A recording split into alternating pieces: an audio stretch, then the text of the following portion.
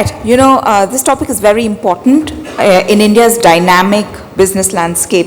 As startups continue to shape India's economic narrative, the need for risk management has never been more crucial. So I'm really happy that we have with us Vivek Bajpeyi. He's the Chief Risk Officer at IndusInd Bank, and he brings with him a wealth of experience. We're very excited to speak with you on, as Suresh said, how startups can de-risk themselves. So getting right into it, risk management is a fundamental process in financial institutions and in companies. But, could you shed light on how the process differs, say, at a startup vis-a-vis, say, an established financial institution or a fintech company? Okay, thank you. First of all, I'm very pleased to be here. Talking about risk management, if you were to define it, risk management is about things that could go wrong. You have a plan, it doesn't work with the plan. So this whole idea is about how do we identify the risk, how do we assess them, measure and manage. There are two kinds of risks. There are certain risks which are known risks. So for example, if we look at financial institutions take big risks. So we have, apart from normal company which has business risk, we lend money. So our risks are far more pronounced. Right. There's a risk of money coming back. So we have large amount of financial risk. So we have, if you talk about financial institutions, we have credit risk, we have market risk, which are known, what we call financial risk. Then we have things like operational risk. We have cyber security risk. We have,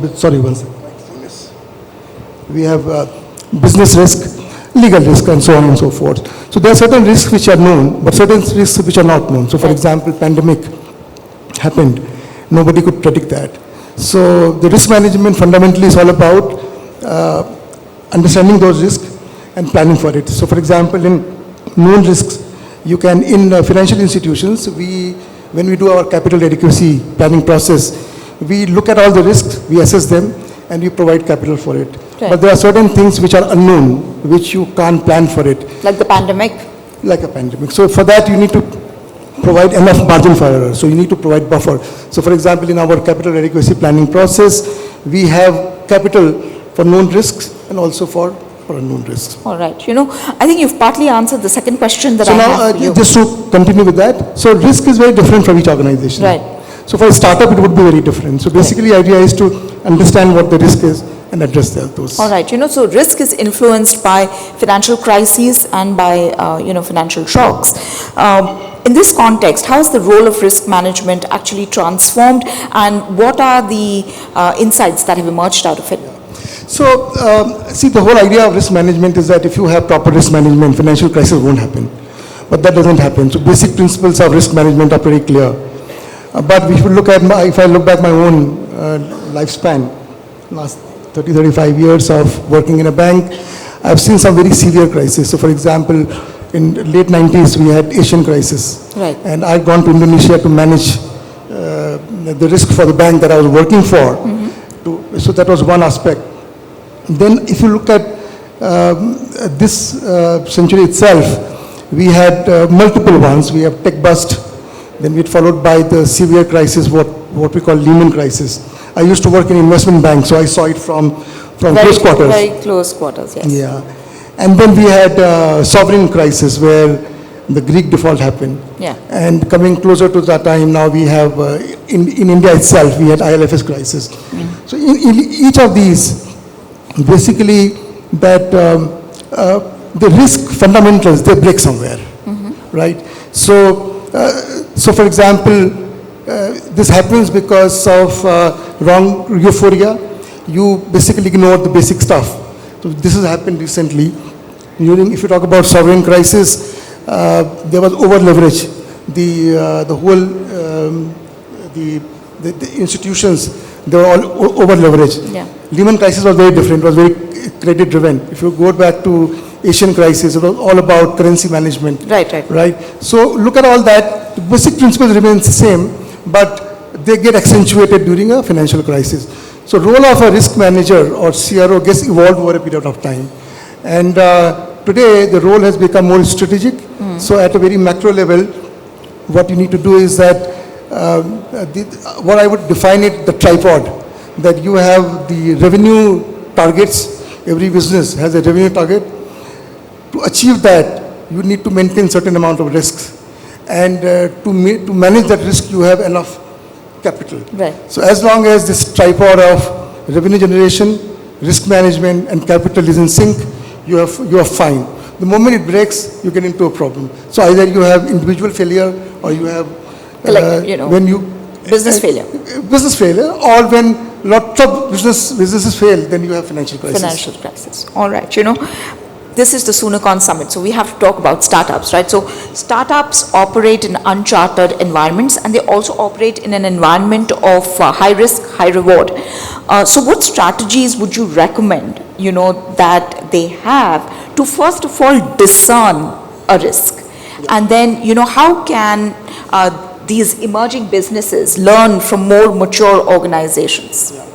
Yeah, so as I mentioned earlier, that risk is very specific to the organization, and also depend upon where are you in your product life cycle or a company life cycle. So for example, in an early stage, so I would define it very broadly that if you look at any company, is it audible? Am I audible? Or is yeah, you are. Yeah. So at a very early stage, you only worried about, you have a product and you want to make sure that the product works. So I would define it as a technical risk. So technical risk of product which really works, and then you deliver to the customer, which means there is a ready buyer which is willing to accept your product. So, and then once you've done that, then it's all about scaling up, getting enough funding to scale it up. So at the early stage, you basically focus on these three things, which is technical risk, product risk, and have enough funding for scaling it up. Once you've done, so lots of startups, they fail at that level. But once they get to the second stage, which we call it scale-up stage, that's where it becomes a lot more difficult.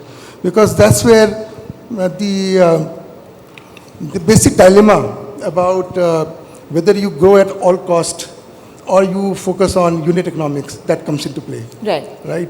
If you look at the startups, like for example, Y Combinator, they have put out the data, and they felt that successful startups, they pivot at least 6-7 times. What it really means is that it is less about the idea, but it's about the quality of founder and quality of team. Right. So how committed, how are they able to respond to the situation, how focused they are, and how the team is coming together. Right, collaborating. So the collaboration, that becomes very, very important. So basically you're talking about, adaptive learning, about agile responses, and about collaboration. Exactly. How they can bring it together. Yeah, and then continuing with that in terms of what should be your team size. Some people, they just go berserk and they overhire. Right. So are you overhired, are you underhired?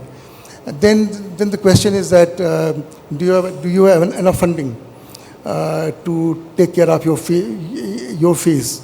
So there again, Paul Graham described this very interestingly, this thing that he asks every startup, are you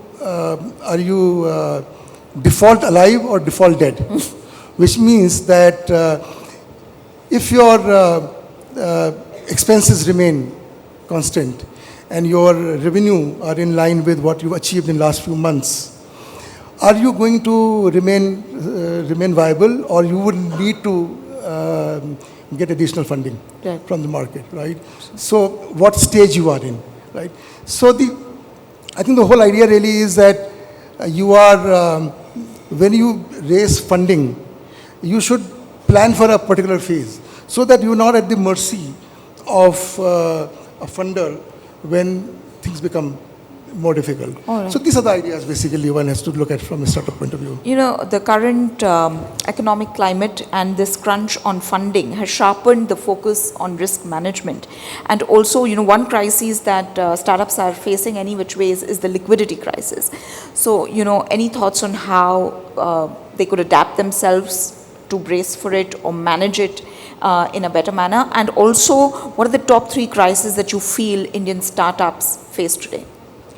Yeah, so I mean, I briefly mentioned this, that you should ask this question early, that so in the past, when we go through the cycle, risk on, risk off. In the risk on cycle, people are willing to fund you. They are willing to fund growth at any cost without bothering about unit economics or viability of the product. And the idea really there is that, come what may, you succeed.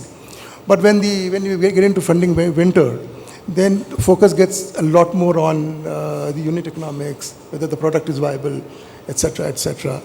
And therefore, my suggestion would always be that whatever you do, I mean, at different point in time, you've got to make a decision between whether you look at profitability from day one or you have to fund losses for some time. But always have a sight on what the end goal is. Is your unit economics works, or is the product viability works? So for example, a simple thing, like if you look at infrastructure projects, for example, they have 25, 30-year cycle. Right. All of them, when they start, they all make accounting losses. But that doesn't take it away from the fact that they are fundamentally viable, right? So you would be able to adapt to the situation, but fundamental viability of the product, that should be established, number one. Number two, when you do go for funding, at that point in time, again, as a risk manager, my advice would be that you should always plan in a phased manner. Mm-hmm. So for example, if you got X amount of funding, you got to see whether it takes you over the hump. So again, same thing. If you look at the broad data, 10% of these startups succeed. But if you look at more successful one, maybe YC I talked about, 33% succeed. Which means that if you succeeded, you will become very rich. But if you're not, then you're not there. Therefore, I would say the most fundamental strategy really is about survival. As long as you can survive, you would remain. So avoid this pitfall of going back for funding raising. Just thinking that come what may, money would be available. That basically comes quite unstuck during this kind of situation. And therefore, you should plan in a phased manner that I have raised funding. This funding will take me to this particular phase, but come what may, I will remain in business. And when things become better, then I go for my next phase of growth. Vivek, startup founders actually attempt to put in, structures or frameworks on risk mitigation, right? But very often what happens is that, they face resource crunches. So how do you advise, what are the things that they should set up any which way in the face of a resource crunch, regardless? And how do you see the role of technology? Yeah, so, I think risk management is fundamental. I mean, risk management is not something about whether you should have it or not. It's intrinsically linked to your business strategy. No, what should they prioritize? Yes. No, so what I'm saying is that I don't think there's a scope for prioritization. So when you're talking about your business strategy, you got to think about what could go wrong. Right. And how do I manage that? So like simple techniques like what we follow, what we call risk and control self-assessment. So look at whatever business you're doing, what situation you are in, look at what kind of risk I can face, and do I have enough control to take care of that. Have key risk indicators and having a heat map in terms of what are my top risks, where do they stand in terms of are they red, amber, green, and that will give you a pretty good idea in terms of what you need to focus on. The second thing is that governance becomes extremely important, because if you have a proper governance structure, then the faith in your organization becomes significantly better. I mean, if you look at the data, all the companies which have a better governance structure, they're multiple, the market cap multiples are far greater. And therefore, having a risk structure, governance structure is important, making sure that you have enough delineation between fiduciary responsibility of the board and executive responsibility of the management. And there's a clear distinction between the two. You have a strong assurance function, So that things like risk compliance, regulatory compliance, audit, etc., they're taken care of. Coming back to your last question about technology, I mean, technology is fundamental to our existence these days. The very fact that very large proportion of startups are into technology space, that tells you something about what the role of technology is. And technology continues to remain fundamental to all parts of businesses, including risk management. In a bank like ours, they play a very important role in risk measurement. Right. So for example, if you have, like for example, we do lots of markets product, and it's very, very difficult to aggregate those risks, measure those risks. So for example, lots of risks are measured in the form of modeling, and those modeling have the backbone of technology. So that is very, very important. Second thing is that if you talk about fintechs, the fintechs are, especially lending fintechs, they are pitting themselves against the banks. And the whole idea there is that I can cut out the OPEX and credit cost by doing it digitally without having physical presence. For doing that, your technology has to be very strong and very robust. And similarly, when you're having underwriting function, your models have to be very strong, very robust. So one needs to spend a lot of energy on technology and making sure that... And making sure you have the right fit. All right. Vivek, I think some people have questions. So Vivek is going to be around. If any one of you have any questions on risk management or on strategies, then please connect with him. Thank you very much, Vivek Bajpeyi, for your time today.